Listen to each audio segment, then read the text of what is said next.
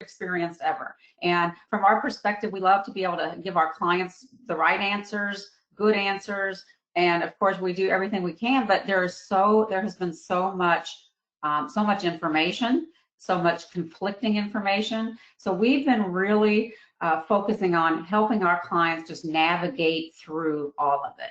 And I'm telling you, it has not been easy. You know, if you think about it, when the first happened, when, like Terry said, around the 18th or whatever it was, so people couldn't come to work. Oh my gosh, what do I do? So the first round of, you know, layoffs, furloughs, what does that mean? How does that work? How do I pay employees? Then we went into all of the unemployment issues, and issue is probably a fair statement when we talk about all the things that we were doing with unemployment. Then we talked about all the paid leave, navigating through all of those questions about these new leave laws that went into effect and child care issues. Then, you know, the whole, I'm sure you're all aware of the PPP, the loan program that went out, and navigating through that, because then that changed things. Also, we had all these people laid off. Oh, now I got to bring them back. And how do we navigate that?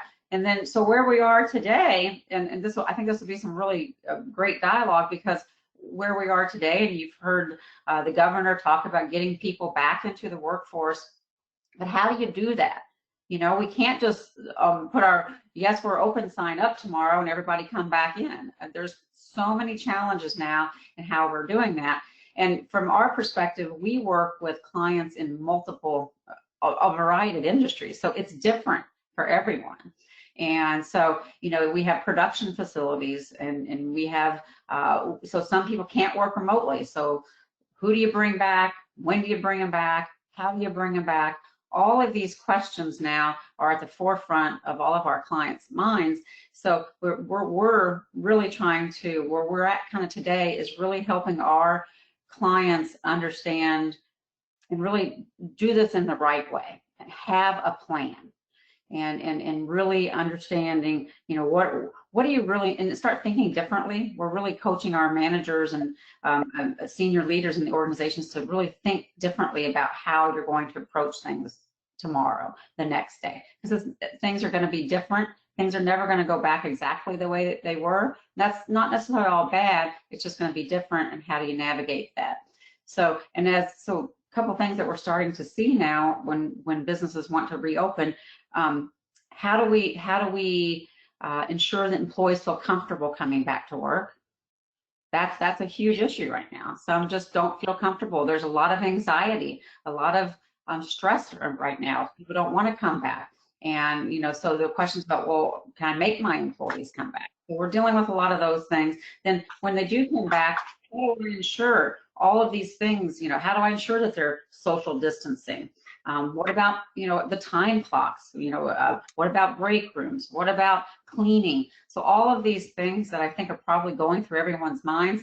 And I'm saying all these things so hopefully that it'll spark some conversation and some good Q&A around these things. But again, it's just making sure that we can start operating, but thinking about operating differently. I'll give you an example. We have a client now that is going to stagger shifts. They're having different teams. Team A is going to work the first part of the week. Team B is going to work the second part of the week, and they're staggering their start times. So it's helping clients being able to do what they do best, but do it in a new normal.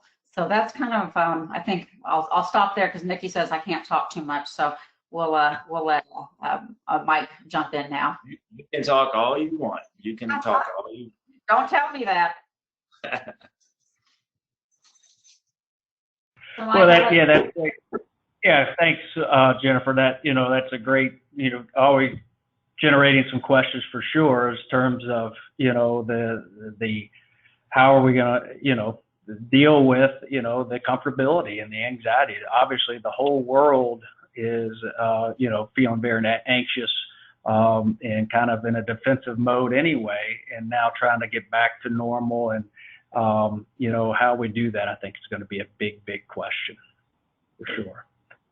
So for Mike, I know, it kind of leads into your area as well, in terms of, how should companies, even from a professional offices such as an insurance agency, an HR consulting firm, to a distribution facility, a contractor maybe, but any of these folks that really haven't been working, what are you seeing out there? And, I guess what's going on in your world? Yeah. So, I think that what's compounding the situation is just how fluid everything is and how it seems like new information is coming to bear every single day.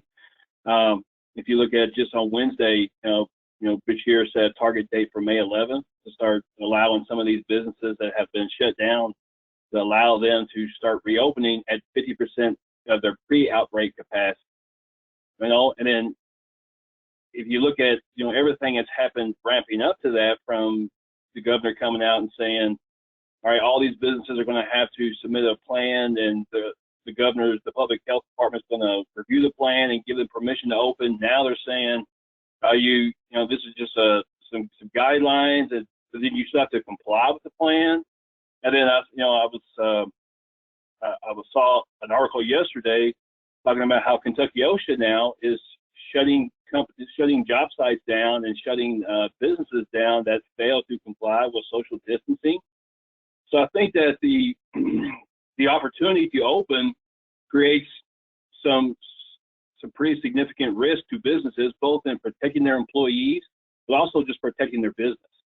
I don't think that there's going to be any, OSHA has already come out and said that, they will apply a good faith standard to companies that are trying to comply. But there's some states, and Kentucky is one of them, that will shut you down. And once they shut you down, you have to demonstrate how you're going to comply with all of the different requirements that Bashir has outlined in his business reopening plan. So it goes so far as, so what we're seeing now is we're seeing companies just trying to get their head wrapped around what they need to do.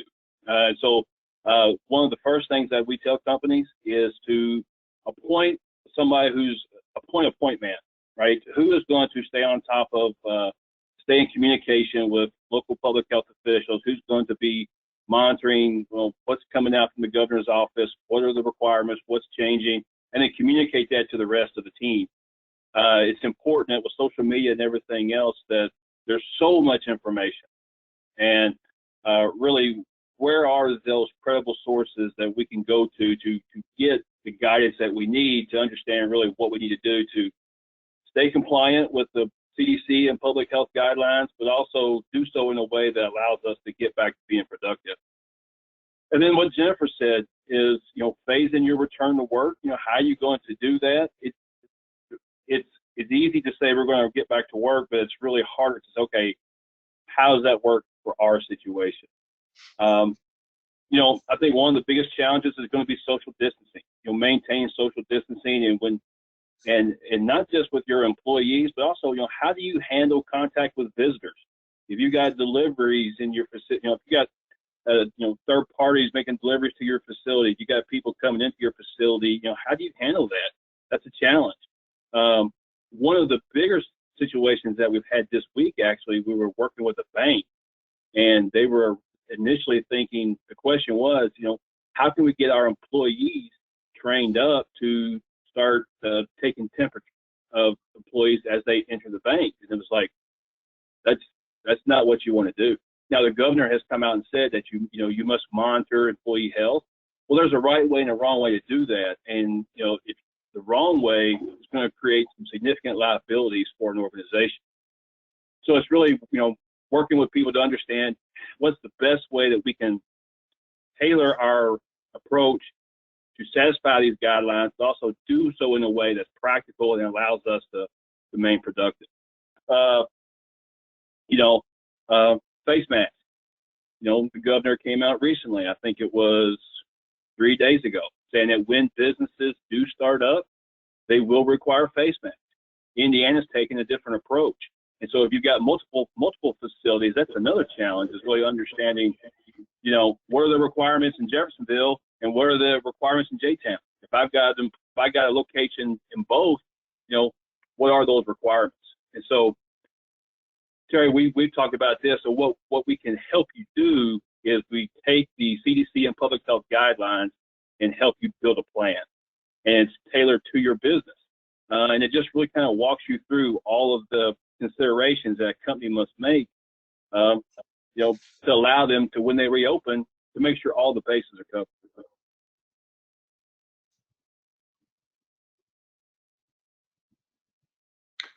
Can't hear you, Terry. I'm sorry, I muted myself. Casualty of web meetings. So sorry about that. There was the one disclaimer, Terry. We did forget to tell issue the disclaimer that we're not AV specialists. We deal with health insurance, HR, and safety. So hang in there with us. Yeah, pushing the mute button. So no, but I guess what I'm saying is I guess the thermometer I bought I should take back. But the PPE, the face mask, I think is a very interesting question from an employer's standpoint.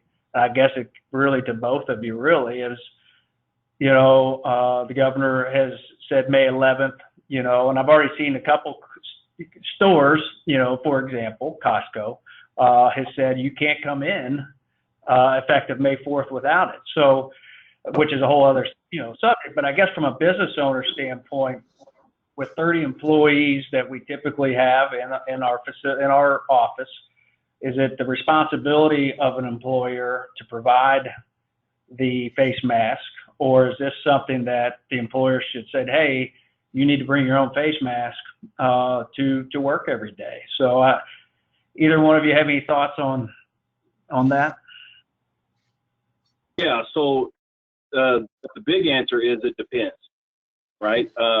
So if you have to wear a face mask for work normally, say there's dust, or you're a first responder, or you work in the medical profession and you have to wear an N95 face mask, then the employer still has to provide you that mask. But if you look at the guidance from the CDC and the public health guidelines, they say if you're not a first responder, if you don't typically have to wear a face mask, then they do not recommend that you wear an N95 respirator face mask due to the shortages. And so when you look at how they qualify face masks do not qualify as personal protective equipment. Because if you look in the definition of PPE, the face mask isn't designed to protect the individual. Yeah, the face mask is designed to protect other members of the public or of your workforce. So it's not personal protection. So it doesn't meet the standard of personal protective equipment. And also, since the governor Bashir has come out and said this is required of all businesses, of all workers, of all employees, so it's more of a public health mandate, then the employer isn't required to provide it. They have to, because employees have to have it anyway. That's the general rule. So it doesn't meet the standard of being PPE, which requires, you know, if you require PPE, you have to provide it, you have to maintain it, you have to make sure it's clean. And this is a little bit different. I have a question that came in here, Jennifer. Back to what you said earlier about we go back to work. Can the employer, what are the rules around an employer actually saying, hey, you have to come back to work? And what if they don't feel safe? What's any guidance on that? Sure. So a few things around that.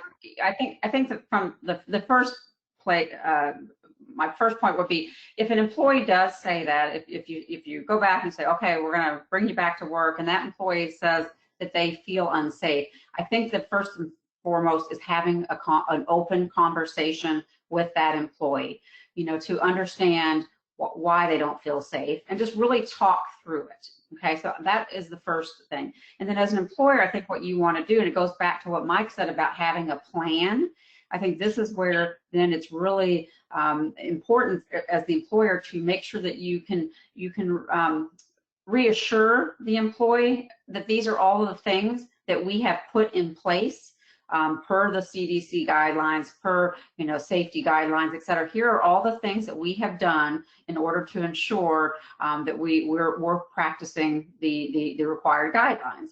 And so I think that's the second step. And hopefully during that conversation, we've been spending a lot of time with our managers about being empathetic and understanding, and because people are going through these trying times right now. So having that empathetic and conversation and getting through that, the OSHA guidelines say, though, that, or the department says, if an employee cannot refuse to come to work unless they feel that they're in imminent danger. That's what the guidelines say. So at the end of the day, the employee should come back to work if it's safe and they're not in any imminent danger. Then the requirement is that they should return to the workplace. Now, I would caution someone from just firing an employee who says that they're not coming back to work. I think there needs to be a lot of conversation, talking about accommodations. Is there something that we can do to accommodate that person? We're seeing a lot of employers really getting creative about the working from home opportunities. So it's really engaging, just like you would with any other disability. It's engaging in that dialogue to come up with, kind of a situation that will be a win-win for both. Yeah, I definitely anticipate seeing that coming up. I just don't feel safe because, how do I get that assurance that, how do I have that assurance to come back to work? Mike, you have anything to add to? Yeah, so if you look at the CDC guidelines and the Opening Up America Again plan that's put out by the White House, so the plan recommends that during phase 1 and phase 2, vulnerable individuals, so those individuals who may be 65, they recommend that they continue to shelter in place. So in that situation, an employee in that scenario, could say, hey, according to the CDC guidelines, I'm still, I can choose to stay home and refuse that work. So I guess at the end of the day, you got to take things on a case-by-case basis. But like Jennifer was saying, if we communicate transparently, if we encourage people to provide feedback on our plan, educate them on our plan, ask them what we can do better, so, and this just goes back to having somebody who is continuously monitoring the updates, because these things change daily. And so back to that point, that person says absolutely, I'm not coming back. Obviously, the first thing the instinct would be maybe that then we're going to terminate this employee. After that opening conversation, say that the employee just absolutely refuses, and that individual they're in that, the high risk category. What do you do from that point? How do you proceed? Are you going to be?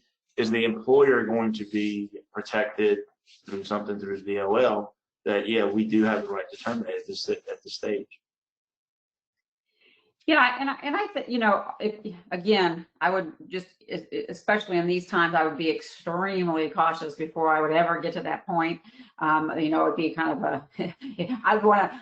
This would be a case where you'd want to make sure all those things that we just talked about. You'd want to make sure that you've been thoroughly reviewed all those, because there's going to be a heightened sense of awareness around this anyway. The last thing that you want to do as an employer is get some bad publicity because you're terminating people because they're saying it's not safe to come back into the workplace.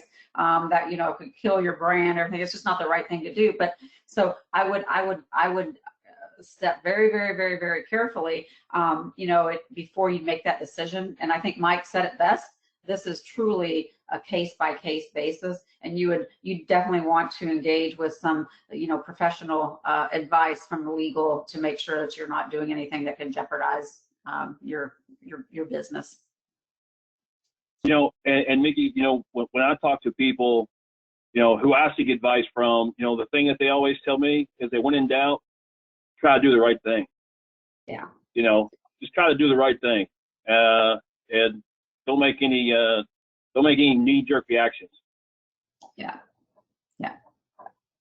From Jennifer, from an HR standpoint, do you foresee any changes that the companies should be considering, employers should be considering in terms of changes to sick policies or you know, in that whole area of handbook management, foresee anything coming down that we should be thinking about from that standpoint?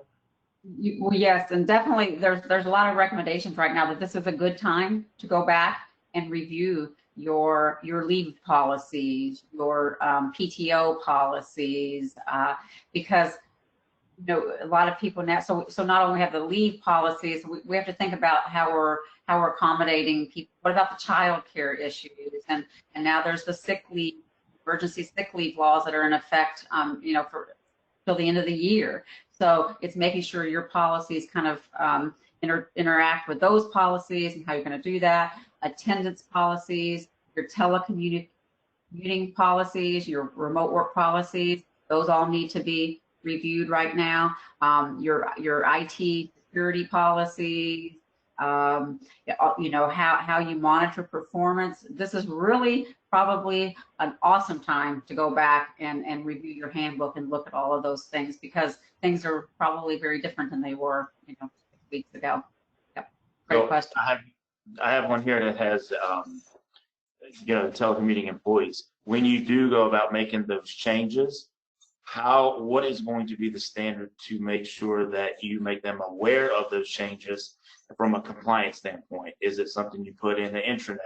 Do you email it? Do you mail it out, regular mail?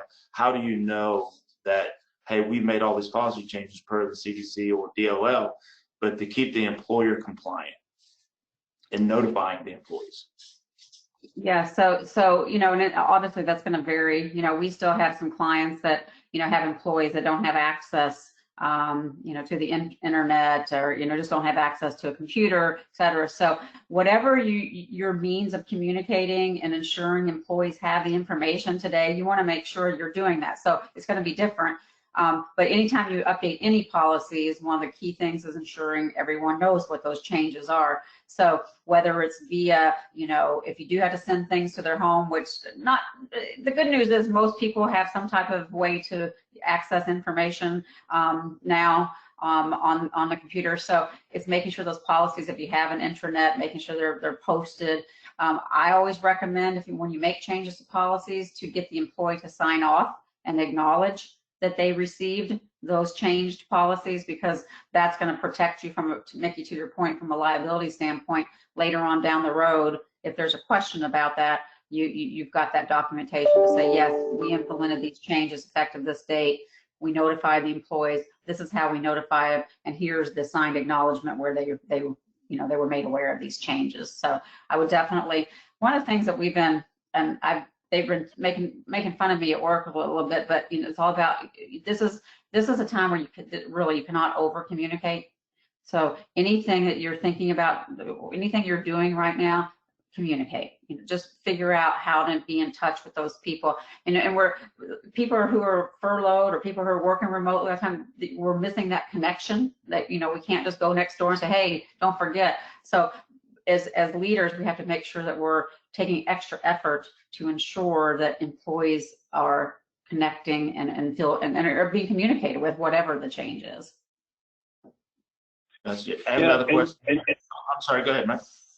Well, again, you think about just from a practical standpoint, you know, as a small business owner, you know, we send contracts through via email, and there's technologies now through DocuSign and everything else that, you know, they will, it's accepted legally that, you know, a digital signature will validate a contract.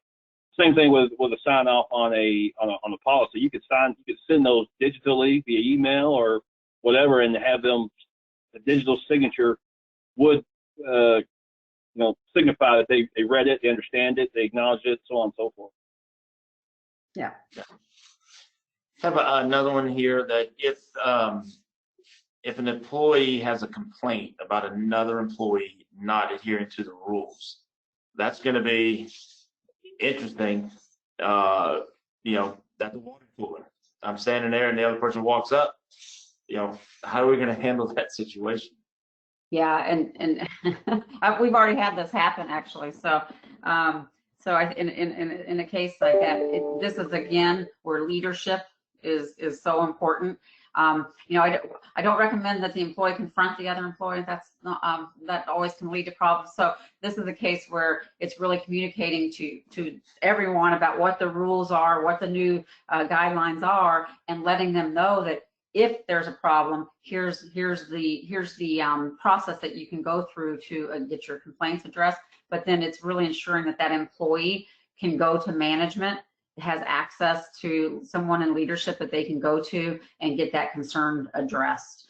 And I would caution, really think through that right now, because I was telling, I think I was telling you guys the other day that one of my clients in Indiana actually did get a letter from OSHA where an employee actually contacted the Indiana OSHA to complain because other employees weren't practicing social distancing, and they didn't feel that the organization was doing anything about it. So employees have a heightened awareness right now, and they want these things resolved. So as I don't underestimate it, and take every one of those complaints seriously. Now, for the employee that's not practicing, then that needs to be addressed. And so, it's taking that just like you would any other type of corrective action or performance management. You want to take that employee to the side and have a conversation and reiterate the new rules and what you're doing, and then monitor that. And if you continue to have problems, then you definitely go down. It's like any other policies that you have in place. The employees are expected to comply with them. You brought up a good point there. I'll go over to you, Mike. She mentioned that one of their employer groups got a letter from OSHA. With you as the consultant, or if they don't have a consultant, what are their steps to respond to that OSHA letter, to that complaint? Well, so, the process is now, if OSHA receives a complaint, a compliance officer will reach out or call you, or call the owner, or they're not doing visits yet, but they will make contact, and they will try to verify whether or not the complaint is valid. Like I said, and they have been shutting job sites down and shutting retailers down who fail to adhere to the social distancing guidelines. So they will take it on a case-by-case basis, and that's where it's up to the employer to demonstrate a good faith effort was made to ensure that the social distancing was maintained. And this wasn't just it's easy now with cell phones to capture a single instance of somebody, not maintaining social distancing. And so, that's why it's up for the employer to, just like what Jennifer was saying, we have a plan. This is how we communicate our plan. This is how we maintain compliance with the plan. This is, so it's like, it's an active and ongoing process. And this is how we handle noncompliance. This is how we handle issues. And so that's really where, it's important, again, to have a plan and to follow through and comply with the plan. And OSHA is going to take it on a case-by-case basis. What they, to your point, what they have been issuing is called an order to cease operation, and that's what the compliance officers, the co-shows are sitting out, and that is pursuant to the executive order that Bashir put out on the 27th of April. That said that the employers need to ensure physical separation of employees and customers by at least 6 feet when possible. And so they're shutting them down, and they're not allowed to reopen until they can demonstrate, okay, this is how we're going to do it. Right. Hey, I was just going to say, in this particular situation, what we had to do, and this was in Indiana, so they said in the letter, it said that this was not, they weren't coming on site. There was a couple of things that they said they weren't doing right now, but they had 5 days to answer. There was several specific things in there that they wanted to see that the company was doing, and they had to provide a written response within 5 days of receipt of that letter. So we'll see what happens from there. But there was there were some very strict. They want to know their exact processes and how they were maintaining all of the things. Yeah, and I will speak to you as a former compliance officer. So when we would go on job site to do any type of investigation, we're looking for documentation. We're looking for training logs. We're looking for their written plan. We're looking for employee sign-ins. we're looking for documentation to demonstrate that you have, again, made that good faith effort to comply with that plan. In absence of, if it's my word or against Kentucky OSHA's word, then that's not a situation where an employer wants to find themselves. Informality is not going to cut it when it comes to COVID-19. And in absence of the work comp risk, just the general liability risk to the business of not having a plan that to ensure that guests and customers are protected. That's where I think you're really going to see some significant movement in how companies operate. It's how do we protect our customers and making sure that they're safe. And going back to what Jennifer was saying, how do we give our customers and our employees the confidence that we're doing everything we can to provide a safe and healthful workplace? And you know, you can't. I'm sorry. Go ahead, Jennifer. You can't forget the human element here as well. And if you think about it, and I've been telling people this, that what employers are doing now, your employers are going to remember, 6 months down the road when we are back to some sense of normalcy and the job market is better. They're going to remember how they were treated back during this time. So take out all the compliance and all the liability, strictly just from the right thing to do and from a retention and recruiting perspective going forward, these are the things that you want to do as an employer. Right. Do the right thing. Yeah. Do the right thing. We've got another one that came in here is that there's all this information about bandanas, masks, making your own mask. What is the N95 and what is the difference of making your own mask? I'm gonna throw that to you, Mike. Well, the N95 is a medical grade mask used to protect employees from that filters out particles and usually in a healthcare setting, right? It protects the wearer from any type of outside pathogen or particle, right? So again, those are for people in the medical field, police and fire, EMS, get them issued to them. And there's all kinds of rules and requirements for fit testing employees, for making sure that they're capable and able to wear those. And so OSHA has come out and said that's not what we're talking about. And they've also come out with some guidance due to the shortage of how do you reuse a mask, an N95 mask, which typically you're not allowed to do. They're usually a one and done type deal. So, and this is where the guidance on the face mask is kind of all over the place. What they're looking for is just a cloth cover, and those comes in all different shapes and sizes. What they're really trying to do is they're trying to block the particles that have been found to spread the coronavirus from getting on surfaces and hands and then just getting out into the atmosphere. So the N95 mask, again, it's a medical grade device that's designed to protect the wearer from outside pathogens and particles. And the face coverings is really just a covering, and I've seen them, anywhere from nylon material to cloth. That's one thing that they do say. They want to be a cloth covering and not like a synthetic, but it's kind of all over the place. And so as an employer, you can provide masks. There's nothing wrong with providing a cloth mask, but it's just important to have something, have something on their face to protect the employees.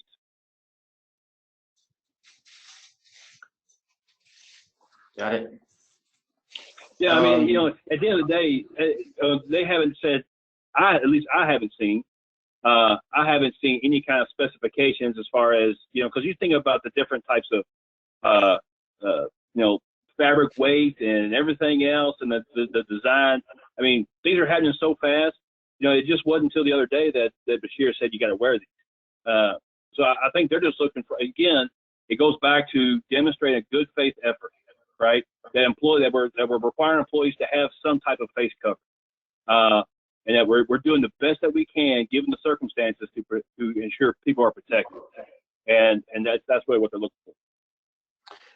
This one's going to come to you, Jennifer. How ideas on monitoring or so much of ensuring that employees that are working at home, some methods, or is there a software, something to monitor their activity to make sure that you're getting production out of that employee being home, and what you can what you can do or what you can suggest or what you can employ as a compliant practice. Yeah. It's funny, there are, that's a question starting to come up more and more, is because it's hard to, it really is hard to know, are my employees being productive? And again, it's going to depend on their job and, how that's monitored. But yes, to answer your question, there's lots of software programs that can track, it can track your time on your keyboard, all that. So it as one way of tracking productivity. But I would caution. I'm sure you can do that, and depending on, and I know some organizations that are doing it right now.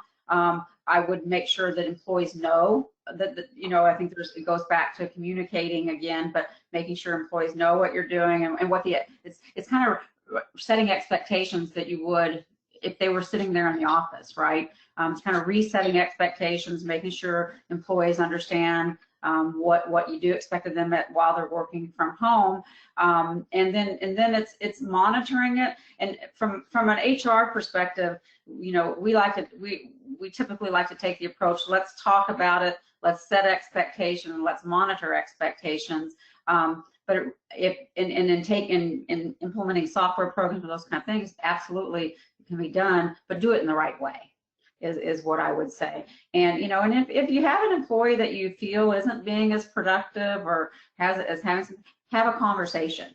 Don't assume that they're goofing off. Maybe they're having challenges. We're running, all kinds of employees are having challenges getting set up and working remotely. I would caution people to be a little bit more empathetic and flexible right now, because people are in challenging times that they've never been in before. Husbands and wives are both working at home and working in the same office together, or 3 kids running around, and this is just unprecedented time. Doesn't mean that they shouldn't be working, but I think we have to be kind of realistic in our expectations and just open up and have that dialogue about performance.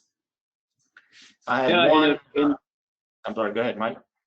Well, I was just going to tag on the tail end of that. I've worked remotely for better part of 8 years, right? And so this is the change to working at home has really been no change. But there's some people that have worked their entire lives in an office, and this shift from working at home has been just so discombobulating, right? It's been so disruptive, and their normal routines. How they interact with their people, and I always feel that if I have to monitor if I don't trust my employees to get work done when I'm not around, it's like in my mind, as a leader, I question, why did I hire them in the first place, right? And so I think that you address some of these. I think it's important in a time like this when there's so much disruption, there's so much chaos, and people are still figuring out day by day, that we try to intentionally build trust with our employees. And sometimes we got to over communicate and reach out to them. And so this is where, we challenge leaders sometimes to, have a daily virtual huddle with your team, and then go a step further and have, one-on-ones with all of your directs to understand what they're working on, what they're challenged with. And as a leader, what are some things that I can bring to help you overcome some of these challenges that you're facing? It's about empathy and trust. And like what Jennifer was saying, it's how we treat people in this period where there's so much disruption, there's so much confusion, there's so much chaos, that's going to build your culture, or it's going to destroy your culture. And people will remember how you treated them, when they're in the midst, because again, this disruption has been so crazy. So I would look, and again, I was working with an employer. They spent $45,000 on a program. Come to find out, it didn't do what they thought it was going to do, right? So, and before I invest any type of money into a program, I would just look at how are we managing our business and how are we communicating with our employees more intentionally to build that trust, to make sure that they feel welcome, that they feel supported, that they feel confident that we care about them, and we can make sure that we can keep things moving. That we can overcome these challenges and not lay down at the mercy of our situation. No, we're going to get through this, and we're going to get through it together. And as a leader, I'm going to help you, and let's have that conversation. Yeah, there's one last question that came in, and this will go to you, Jennifer.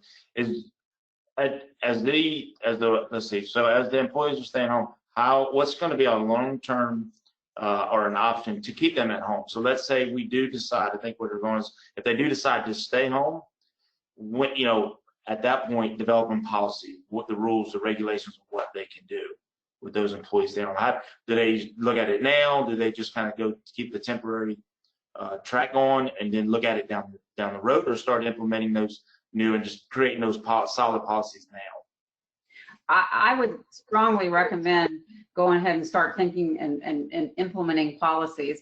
And, I think, and I actually have, I've heard a few people say, well, gosh, you know how much money I'm saving now on rent and, electricity and all the things. And you know what, this working from home it's working out. My employees are fine. And hey, I think I'm going to do this more often. So it's thinking differently, but then making sure that you do go ahead and put policies and procedures to manage it going forward. I would say, it's funny though, I think this goes back, we've said it several times about case by case, and be careful. I wouldn't just necessarily run out and say, oh, well, gosh, it's working now, so let's just do this long term. I think it needs to be well thought out. And what it's been interesting, I've actually seen a lot of cases where the employees are ready to come back to the office. I'm sure. There's this too much home right now, so people are wanting to get back. And I think that goes to a lot of things. It's managing the whole work-life balance. My office is here, but it's here it's here all the time. I know that computer's right there. I can just go log on and check something. And so there's this less separation between work and life. And then on top of that, most employees like their coworkers, and I think that people are missing. They're missing that social interaction. They're missing the team collaboration, all that. So I don't think that we should just go from one side to the other. I think it's going to end up somewhere in the middle, where we may have more flexible work arrangements. So there's more work from home and a combination of still being in the office. I think is where we're playing. One follow-up there. Do you see a whole different set of Department of Labor standards with work at home, or implementing new as it relates to like PTO, sick time, and time off? That's an interesting question. I had to put some more thought on that. But I think and this, I think we have to be careful. And I've heard managers say, well, I think we should give them less vacation time because they work from home 3 days a week. Well, they're working from home. They're still working is what it's not that because they're working from home, it's kind of like vacation, right? So I think from my perspective, I think if you're you really, as leaders, have to think the mentality, well, yes, they're working from home, but they are working. That it's still work. Doesn't matter where they're doing it. So I think you still have to kind of manage to those same guidelines and standards. And the last thing I want to do is take away somebody's PTO time because we think that they're, have this work arrangement where they can work from home. It doesn't make sense. Did I answer your question? You did. And I'm speaking more of like the dual job as a homeschooler in the evening. I don't get any PTO extra time for homeschooling in the evenings. Whew. I'm past that stage. My kids are grown, so I have a lot of empathy for those people that are managing all of that right now. So and just kind of wrap this up. What a great conversation, and lots of information shared, from both of you guys, and from Highland Insurance. We certainly thank you guys, to just kind of having a chat here of what employers, our clients, that are on the call here can start thinking about. I think there was a lot of thought-provoking discussion there as far as, different things, so, and everybody on there, on the call, please feel free to reach out to us, if these questions come up, Mickey in the employee benefit area with health insurance and all how that's playing out. There's been a lot of moving parts there. And then on the business side, work comp and all, the moving parts with that. So we're here to help you. you know, we're trying to guide ourselves and help guide clients through this different craziness, whatever you want to call it. So, you know, again, we wanted to keep this under an hour. You know, as you can tell, it is lots. These conversations can go on and take different, different directions with each question. But please stay in touch with us. We're here.